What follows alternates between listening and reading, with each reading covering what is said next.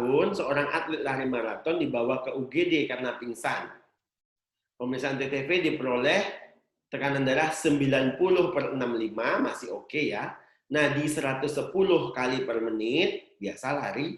RR24 kan lari. Afebris. Pemeriksaan laboratorium darah ditemukan GDS 120, masih oke, berarti bukan hipoglikemi. Natrium 105. Nah, perhatikan ini. Nah, ini harus apa ini? Kalau di soal muncul elektrolit, nah hati-hati, pasti ada tujuannya. Saya mengatakan bahwa hasil pemeriksaan yang tidak umum dikeluarkan di soal, mesti ada apa-apanya. Ya kan jarang nih natrium dikeluarkan di soal. Nah, mesti ada apa-apa. Lah, ini 105, ini bagaimana nilainya? Nah, ini adalah rendah. Ya kan? 132 ya. Nah, di bawah 132. Berarti rendah 105. Nah, maka pasien ini adalah pingsan karena natriumnya rendah atau disebut ensefalopati hiponatremia. Ya.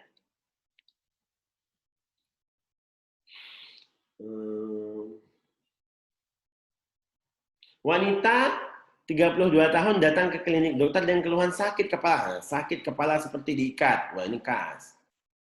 Mesti TTH. Sakit kepala seperti diikat itulah TTH. Tension type headache.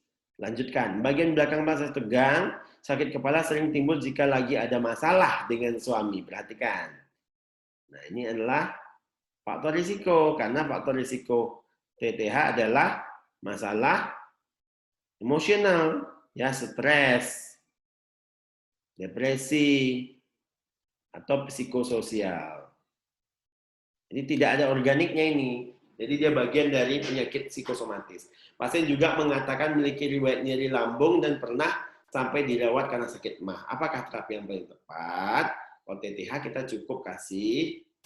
Nah, ini kan pilihannya NSAID sama acetaminophen. Ya, cukup acetaminophen saja. Tidak perlu sampai ini. Karena dia bukan inflamasi.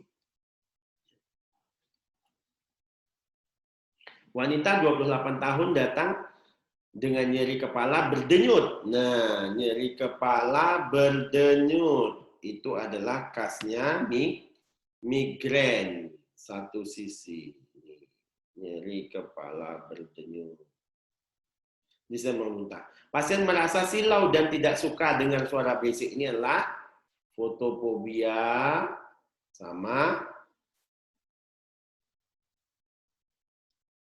ya, fonofobia ya.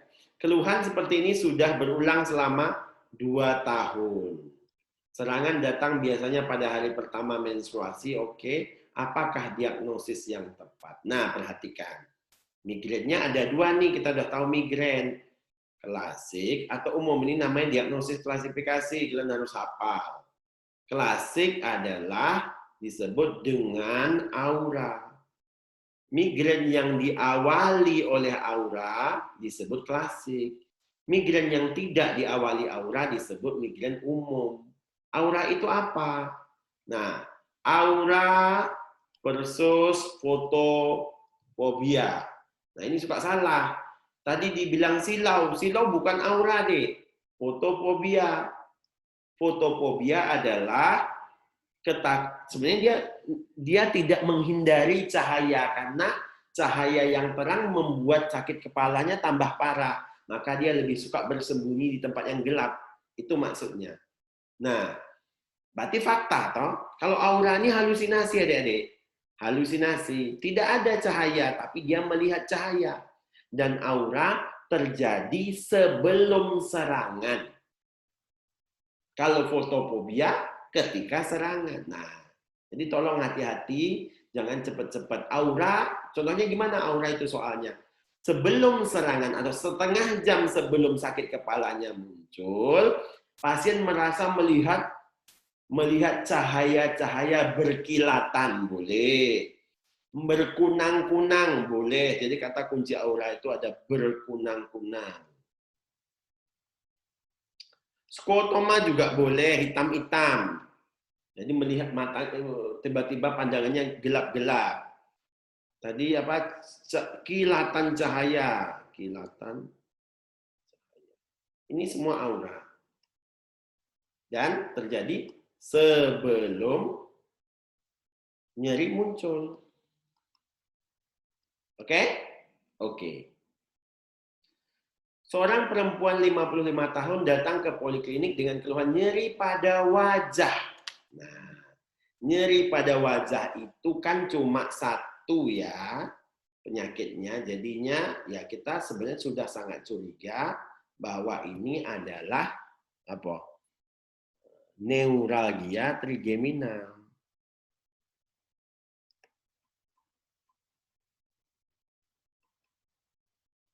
Tik Deleruk. Nah, nyeri wajah seperti disilet boleh, seperti kesentrum boleh, disengat listrik boleh di pipinya. Kadang-kadang tidak nyeri pasiennya datang. Di beberapa soal muncul pipi berkedut. Nah, boleh juga namanya tik Deleruk kan, pipi berkedut. Cuma hati-hati, pipi berkedut bisa juga tiknya jiwa.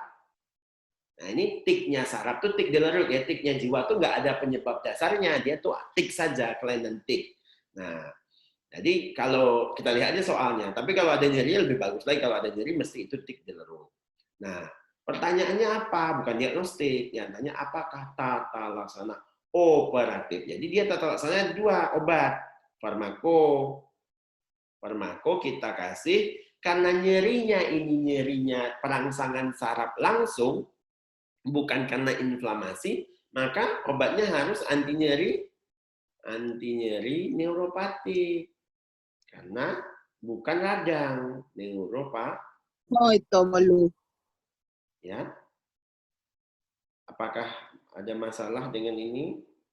Neuropatik, yaitu biasanya golongan obat-obat anti kejang, obat epilepsi.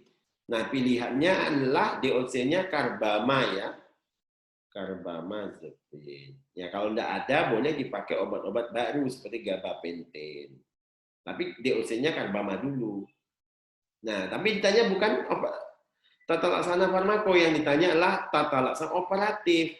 Itu kan terjadi karena menempelnya pembuluh darah arteri di saraf cabang saraf trigeminal. Ketika arteri ini kan berdenyut, arteri itu berkontraksi, dia merangsang saraf, muncul nyeri. Maka satu-satunya cara harus dipisahkan mereka. Nah, nama operasinya disebut dekompresi mikrovaskular atau MVD, microvascular decompression, dengan memisahkan keduanya itu dioperasi, dimasukkan lempeng namanya dari zat teflon namanya. Oke.